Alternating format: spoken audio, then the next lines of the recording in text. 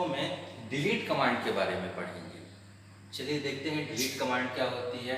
Delete command का प्रयोग मुख्य रूप से डेटा को रिकॉर्ड्स को डिलीट करने हेतु चिन्हित करने के लिए किया जाता है। मीन्स यहाँ आपका कोई भी रिकॉर्ड डिलीट नहीं होगा, ठीक है, सिर्फ और सिर्फ वो रिकॉर्ड क्या हो जाएगा, चिन्हित हो जाएगा। और चिन्हित करने का तरीका क्या रहेगा, ये एक स्टार है, ठीक है।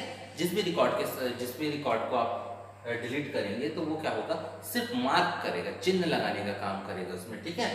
तो चलिए देखते हैं, जैसे डिलीट कमांड, अगर हम सिंपल डिलीट कमांड चलाते हैं तो ये सिर्फ उसी रिकॉर्ड को डिलीट करने हेतु चिन्हित करेगा जहां रिकॉर्ड पॉइंटर की क्या होगी, स्थिति होगी, ठीक है। डिलीट कमांड से आपके पूरे के पूरे रिकॉर्ड सिलेक्ट नहीं होंगे, जैसा हमने डिस्प्ले कमांड में देखा था इसके पहले, वैसा ही होगा कि डिस्प्ले कमांड को सिर्फ आप चलाते थे तो क्या होता था, सिर्फ वही रिकॉर्ड आपका प्रदर्शित होता था जहां आपके रिकॉर्ड पॉइंटर की स्थिति होती थी। वैसा ही आपका क्या होगा, डिलीट कमांड में होगा। डिलीट कमांड में क्या होगा कि सिर्फ वही रिकॉर्ड डिलीट करने हेतु चिन्हित होगा जहां रिकॉर्ड पॉइंटर की स्थिति होगी।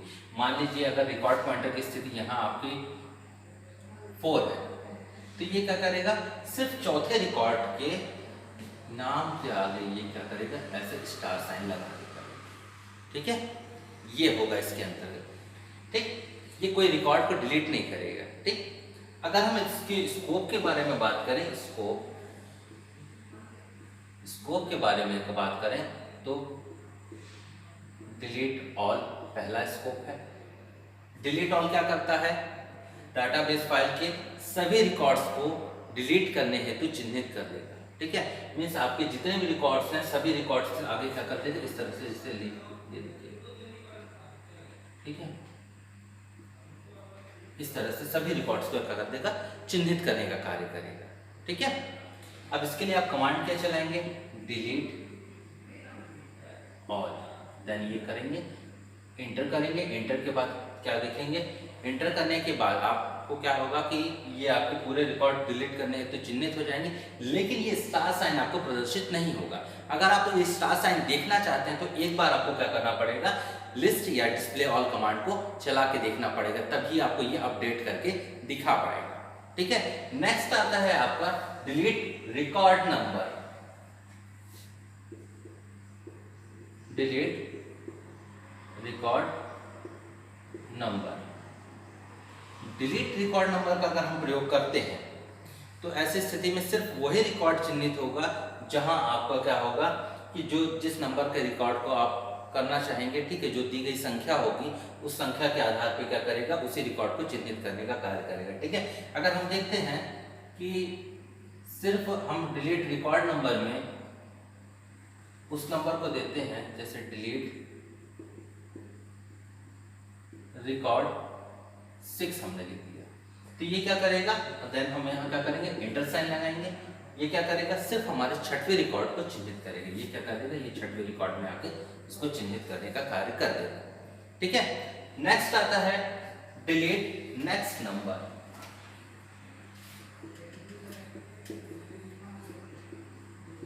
Next number, delete next number में क्या होगा, बेसिकली पॉइंटर की वर्तमान स्थिति से लेके दी गई संख्या तक के रिकॉर्ड को डिलीट करने हेतु क्या करेगा, चिन्हित करेगा। मतलब मान लीजिए आपने डिलीट में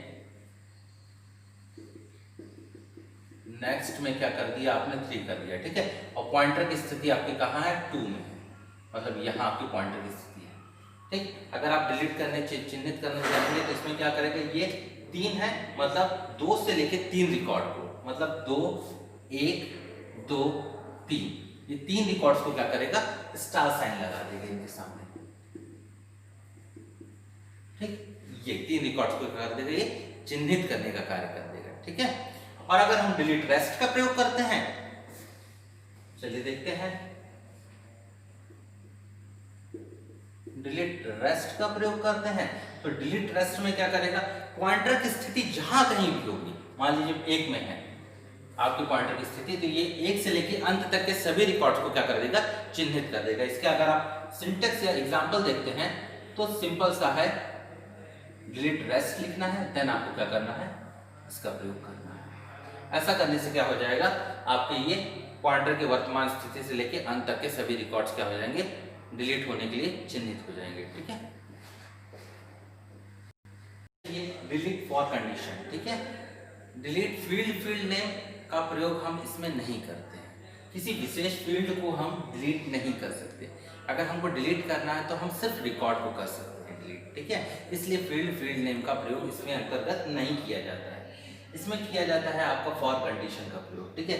अगर आप किसी कंडीशन के अकॉर्डिंग किसी रिकॉर्ड को डिलीट करना चाहते हैं तो इसका प्रयोग कर सकते हैं आप आसानी से, ठीक है। इस निर्देश का प्रयोग करने पे क्या होता है, बेसिकली जो दी गई शर्त होती है उस शर्त के अनुसार आपके रिकॉर्ड को क्या करता है, डिलीट करता है, ठीक है। अगर आपकी शर्त पूरी होगी उन रिकॉर्ड्स में तो उनको डिलीट करेगा, अदरवाइज उनको छोड़ देगा, ठीक है। अब देखते हैं यहाँ अगर हम डिलीट फॉर कंडीशन की बात करें तो कंडीशन मान लीजिए हम ऐसे रिकॉर्ड्स को डिलीट करना चाहते हैं जिनका एड्रेस क्या है, बैकुंठपुर है या बीकेपी है, ठीक है। तो ADDRES एड्रेस इक्वल टू क्या हो गया आपका BKP, इसको आप इन्वर्टेड कॉमा में कर देंगे, ठीक है। तो ये क्या करेगा, ऐसे ऐसे रिकॉर्ड्स को जहां जहां आपको बीकेपी दिखेगा वो सिर्फ उन रिकॉर्ड्स को क्या कर देगा, देखिए एक ही रिकॉर्ड से तो इसके पहले यहाँ स्टार लगा देगा, ठीक है। इसके अलावा आपका बीकेपी नहीं है, ठीक। अगर और कंडीशन देखें हम तो कोई बोलता है आपसे कि ऐसे रिकॉर्ड्स को डिलीट करिए, ठीक है, जिसका नाम अमन हो और जिसका एड्रेस क्या हो, BSP हो, ठीक है। तो कैसे होगा, DELETE delete for name equal to Aman